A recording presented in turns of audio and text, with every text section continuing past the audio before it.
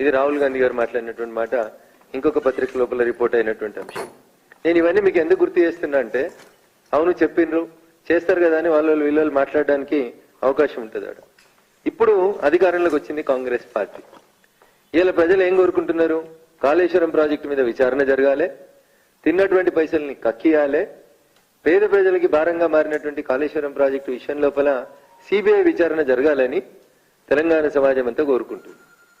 CBI విచారణ జరపడానికి 3 మార్గాలు కనబడతాయి. జనరల్ గా ప్రజల ముందు ఉన్నటువంటి మార్గాలు 3. ఒకటి, కోర్టును ఆశ్రయించి సిబిఐ విచారణ అడగడం.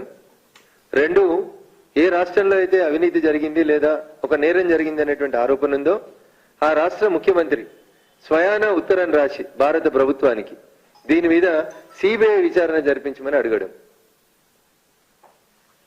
లేదా సుప్రీంకోర్టు ఇన్వాల్వ్ అయి సుప్రీంకోర్టు ఉత్తర్వులు ఇచ్చి సిబిఐ విచారణకు ఆదేశించడం.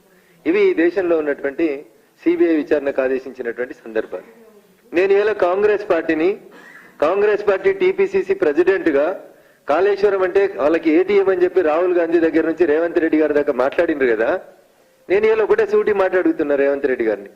చాలా విషయాల లోపల మీరు సమాచార హక్కు చట్టం కింద సమాచారం తెచ్చుకుంటారు, మీ దగ్గర చాలా ఫైళ్లు ఉంటాయి, చాలా ఇన్ఫర్మేషన్ ఉంటుంది అని చెప్తారు కదా.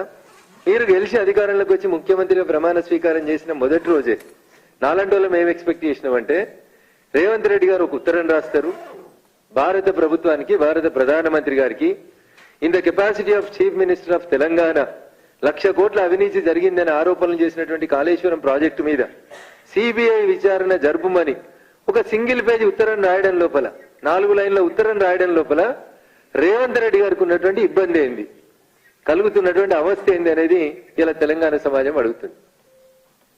నీకెందుకు డౌట్ వచ్చింది రఘునందన్ అని మీరు అంటుండొచ్చు. ఎందుకు డౌట్ వచ్చిందంటే, గత వారం రోజులుగా పేపర్లలో టీవీలలో చర్చనంతా ఒక మేడిగడ్డ వరకే కన్ఫైన్ చేసేటువంటి కుట్ర